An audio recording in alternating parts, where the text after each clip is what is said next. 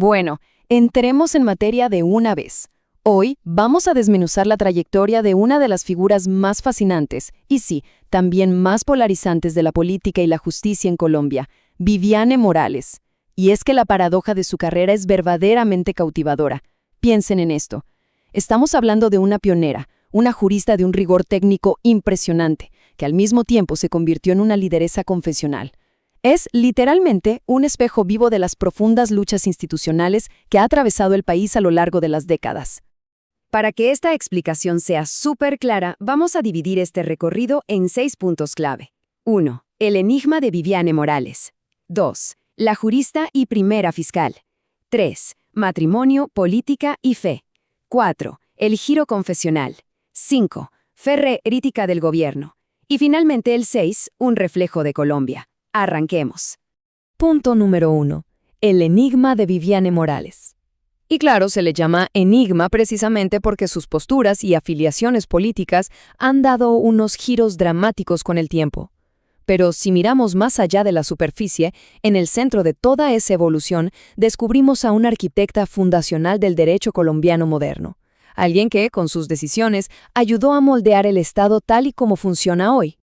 Fíjense en esta línea de tiempo porque es una ruta de transformaciones súper compleja. En 1991, tras ser elegida a la Cámara de Representantes, fue clave para darle vida a esa nueva constitución pluralista. Damos un salto a 2010 y hace historia pura al convertirse en la primera mujer fiscal general de la nación. Luego, en 2018, la vemos como candidata presidencial independiente por el movimiento Somos, hasta llegar a su rol actual proyectado hacia el futuro, consolidada como una feroz crítica independiente. Son décadas de historia en una sola carrera. Pasemos al segundo punto, la jurista y primera fiscal. Aquí es donde se cimienta su legado institucional. Durante la década de los 90, su trabajo fue, sin exagerar, absolutamente fundamental para aterrizar los mandatos de esa recién nacida Constitución del 91. Le aportó un rigor técnico impecable a las leyes que iban a regir a la sociedad. Un hito verdaderamente transformador de esa época fue la Ley de Cuotas del año 2000. Morales fue vital para empujar esta norma, que básicamente exige que al menos el 30% de los altos cargos directivos del Estado sean ocupados por mujeres. Y ojo, esto no fue un simple saludo a la bandera o un gesto simbólico. Forzó un cambio estructural innegable en el país. Es la razón directa por la cual hoy vemos una dinámica de liderazgo mucho más equitativa dentro de las instituciones públicas. Pero bueno, su legado también se forjó en terrenos de altísima tensión. Recordemos el famoso y controvertido proceso 8000 en los 90, donde Morales votó por absolver al entonces presidente Ernesto Samper. Ante la avalancha de denuncias por ese voto, ella acudió a la Corte Constitucional y ganó. El resultado de esto, se estableció lo que conocemos como inviolabilidad parlamentaria, un precedente legal clave que dicta que el voto de un congresista es intocable cuando actúa en calidad de juez. Es un pilar innegociable de la separación de poderes. Años más tarde, cuando llega a la Fiscalía General, demostró un estilo de gestión bastante agresivo e imparcial. Aceleró investigaciones contra figuras que muchos consideraban intocables en el país. Estamos hablando de casos gigantescos. Por ejemplo, el escándalo de las chuzadas del DAS, que terminó nada menos que en la disolución total de la principal agencia de inteligencia por interceptaciones ilegales. Y el caso de Agroingreso Seguro, un escándalo de peculado que derivó en la condena histórica de toda una cúpula ministerial. Y el impacto no se quedó solo en los temas de corrupción. Durante su periodo en la Fiscalía, hubo un aumento asombroso en las imputaciones formales por violaciones a los derechos humanos. ¿De cuánto? Del 100%. Un 100% de aumento. Es un dato súper contundente que nos ayuda a entender exactamente por qué su paso por el máximo órgano de investigación penal dejó una huella tan profunda. Lo que nos lleva al tercer punto: matrimonio, política y fe. Como suele pasar en estos niveles de exposición pública, la vida profesional es casi inseparable de la experiencia personal, y en su caso, estos aspectos estuvieron bajo el más intenso escrutinio de todo el país. En el ámbito personal, Morales enfrentó una vulnerabilidad física inmensa. Después de contraer una grave infección bacteriana en un hospital que le costó la pérdida de su ojo izquierdo, ella misma relató lo doloroso que fue soportar las caricaturas crueles y los insultos, llamándola la mujer tuerta. Sin embargo, la forma en que afrontó esto ante las cámaras con total valentía terminó construyendo una poderosa narrativa de resiliencia que conectó muchísimo con sectores marginados de la ciudadanía. Y ese mismo lente de escrutinio se posó sobre su vida romántica. Su matrimonio con Carlos Alonso Lucio, un polémico exguerrillero del M-19, desató una tormenta de críticas y cuestionamientos sobre posibles conflictos de interés. Ante toda esta presión, Morales no retrocedió. Defendió su unión amparándose firmemente en su derecho constitucional a la intimidad, y de hecho señaló que había un sesgo de persecución de género. Argumentó que a un fiscal hombre jamás se le habría cuestionado de esa manera. Entramos al cuarto punto, el giro confesional. La fe en la política. Tras su salida de la Fiscalía y su posterior regreso al Senado, vemos cómo la balanza entre la abogada de enfoque totalmente laico y la lideresa motivada por sus creencias religiosas se inclina y toma un protagonismo absoluto. Para dimensionar el peso político de este giro, hay que mirar los datos demográficos. Históricamente, Colombia es un país de mayoría católica, de acuerdo.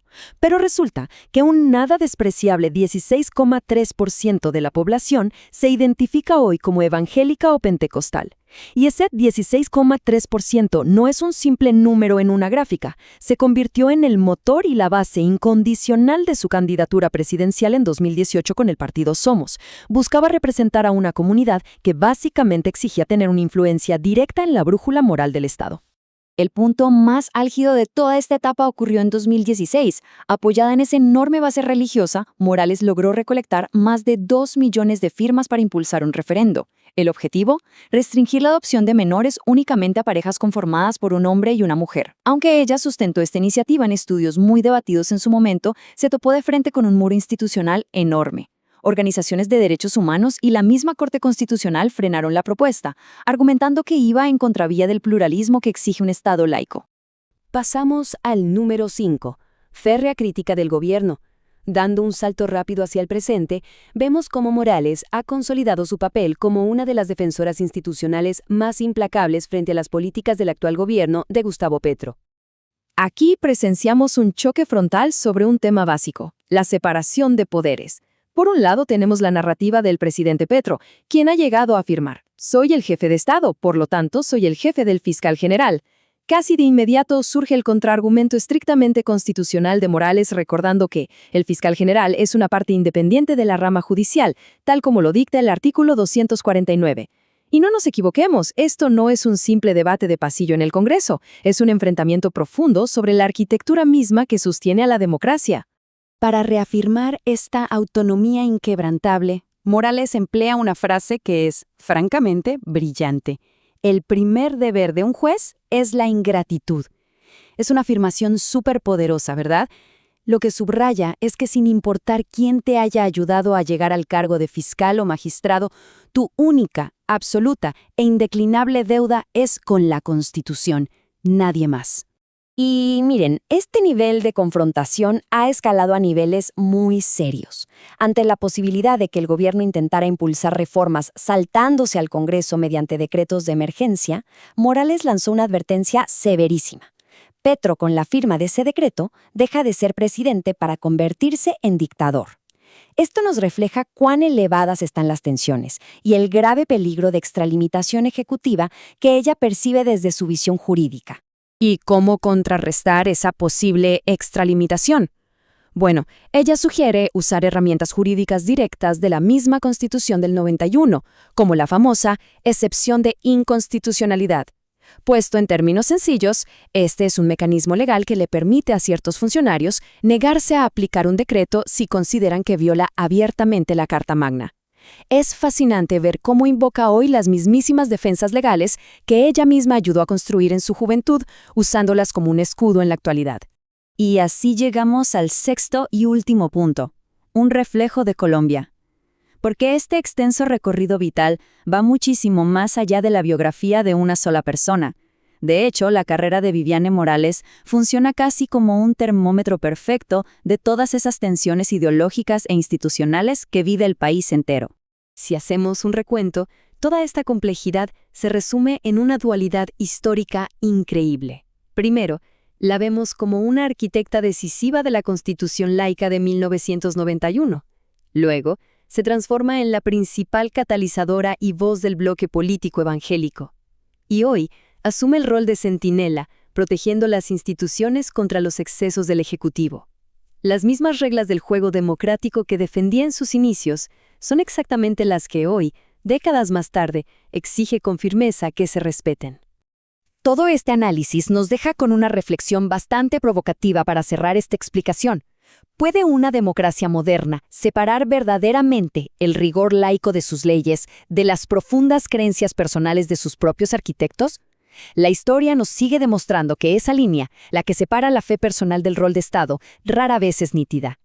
Esperamos que este análisis haya arrojado luz sobre la complejidad de cómo se cruzan el poder, la fe y la ley. Muchísimas gracias por acompañarnos en este recorrido institucional, y nos encontramos en la próxima.